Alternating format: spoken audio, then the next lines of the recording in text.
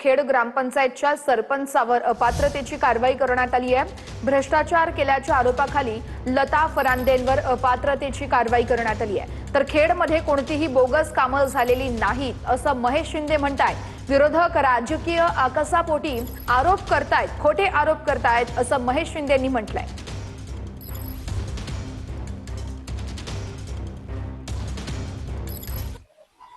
एक सांगतो फक्त, जो बवाल केलाय 16 लाख रुपये सरपंचांनी खाल्ले,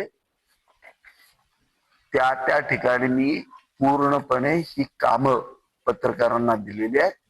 पत्रकार महोदय स्वतः जाऊन त्या ठिकाणी ते काम झालं का नाही हे शहानिशा करू शकतात। आणि ज्या इंजिनियरने जाऊन शहानिशा केली बीडीओ बरोबर, त्या इंजिनियरचं नाव सुद्धा या ठिकाणी दिलेलं आहे। ही कामं पळून जाणारी कामं नाहीत।